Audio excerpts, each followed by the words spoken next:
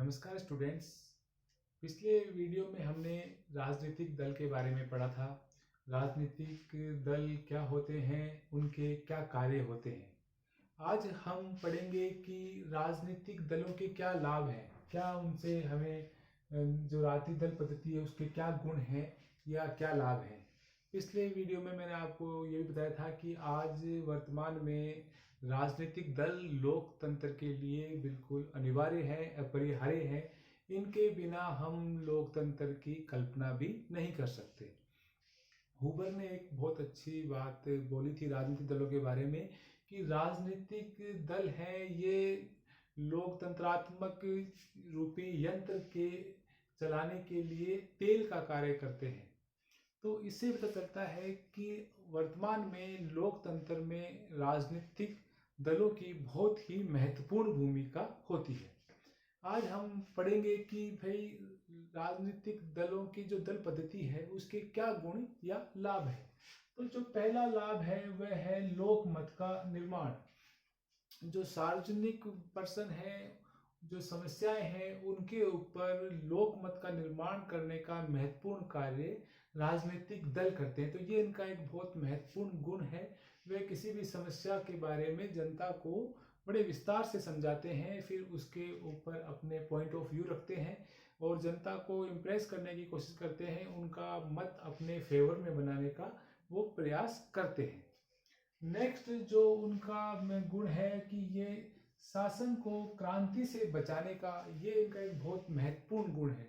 जनता में जब कभी भी शासन के प्रति असंतोष की भावना उत्पन्न होती है तो वह उस शासन की बुराई कर सकती है, अपने विचार प्रकट कर सकती है, जिससे जो सरकार है वह जनता के मूड को समझ सकती है, उनकी समस्याओं को समझ सकती है और उनके गुस्से का कारण जान सकती है और उस समस्याओं का वह समाधान करके उनके गुस्से को शांत कर सकती है, जिससे जो क्रांति नहीं होती।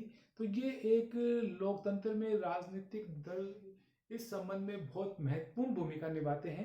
यही कारण है कि हम देखते हैं कि वर्तमान में जो तंत्रात्मक देश हैं वहाँ आजकल क्रांति नहीं होती। और इसका एक महत्वपूर्ण कारण ये भी है कि हर 4 या 5 साल में अधिकांश देशों में चुनाव हो जाते हैं निश्चित समय पर, और उसमें भी जनता, अगर सरकार सही तरीके से कार्य नहीं कर रही तो जनता दूसरे दल को मौका दे देती है, जिस कारण से भी क्रांति से बचाव हो जाता है। नेक्स्ट जो इसका लाभ है दल पद्धति का वह है शासन का संचालन तथा उसकी आलोचना। जैसा कि मैंने आपको बताया कि राजनीतिक दलों का जो महत्वपूर्ण कार्य है वह है चुनाव लड़ना और उसके बाद शासन सत्ता प्राप्त करना। अगर वह शासन सत्ता प्राप्त कर लेते हैं तो फिर वह देश का संचालन करते हैं और देश के लिए नीतियां बनाते हैं। और मान लीजिए कि जो राजनीतिक दल चुनाव नहीं जीत पाता है तो फिर वह विपक्ष की भूमिका निभाता है।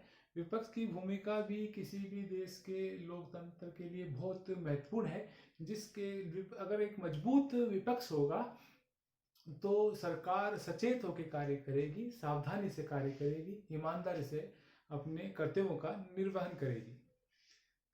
चौथा जो इसका जो लाभ है वो ये है कि शासन की निरंकुशता पर प्रतिबंध। जैसा कि मैंने आपको बताया कि राजनीतिक दल है वह अगर चुनाव नहीं जीत पाता है कोई राजनीतिक दल तो फिर वह विपक्ष की भूमिका निभाता है। और हमेशा लोकतंत्र के लिए एक अगर मजबूत विपक्ष है तो ये लोकतंत्र के लिए बहुत ही महत्वपूर्ण है, क्योंकि विपक्ष अगर मजबूत होगा तो वह सरकार को निरंकुश नहीं होने देता, वह सरकार की निरंकुशता पर प्रतिबंध लगाने का कार्य करता है।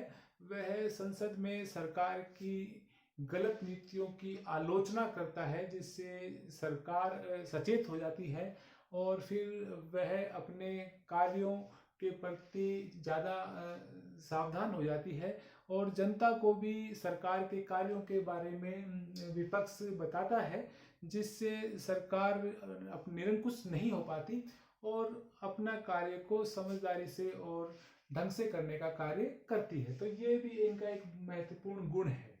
नेक्स्ट है शासन के विभिन्न अंगों में सामंजस्य स्थापित करना, ये भी राजनीतिक दल पद्धति का एक महत्वपूर्ण गुण है कि ये जो शासन के विभिन्न अंग हैं, चाहे व्यवस्थापिका हो, कार्यपालिका हो, इनके मध्य ये सामंजस्य स्थापित करता है, जिससे देश के शासन संचालन में आसानी रहती है। विशेष तौर पे अध्यक्षात्मक शासन में हम देखते हैं कि जहाँ शक्तियों का वितरण होता है, जो संसदात्मक अध्यक्षात्मक शासन व्यवस्था में देखते हैं कि व्यवस्थापिका और कार्यपालिका एक दूसरे से इतनी अधिक जुड़ी हुई नहीं रहती है, तो वहां पर ये राजनीतिक दल ही उन दोनों के मध्य सामंजस्य बिठाने का कार्य करते हैं। नेक्स्ट है सामाजिक व राजनीतिक सुधार। आजकल हम वर्तमान में देख रहे हैं कि राजनीतिक दल राजनीति के अलावा अनेक प्रकार के सामाजिक व राजनीतिक सुधार भी कर रहे हैं। वो अनेक समाज के रचनात्मक कार्यों में भी भूमिका निभा रहे हैं, चाहे वे शिक्षा को बढ़ावा देना हो या मद्य निषेध करना हो, शराबबंदी करना हो। तो इस प्रकार के जो कार्यक्रम हैं, इसमें भी आजकल राजनीतिक दल बढ़ चढ़कर हिस्सा ले रहे हैं, तो ये भी उनका एक बहुत अच्छा गुण है। लास्ट है राजनीतिक समस्याओं पर शोध। आजकल वर्तमान में हम देख रहे हैं कि राजनीतिक दलों का अपने पास एक खुद के विशेषज्ञ होते हैं, उनके पास आजकल एक बड़ी विशेषज्ञ मजबूत टीम होती है जो कि आधुनिक पद्धतियों से लैस होती है, और वे राजनीतिक समस्याओं का बहुत गहन अध्ययन करके उनका समाधान निकालने का प्रयास करती है। तो इस प्रकार से स्टूडेंट, आज हमने राजनीतिक दल की जो दल पद्धति के गुण और लाभ के बारे में पढ़ा कि किस प्रकार से इनका हमारे समाज और देश के लिए ये लाभदायक सिद्ध हो रही है। धन्यवाद।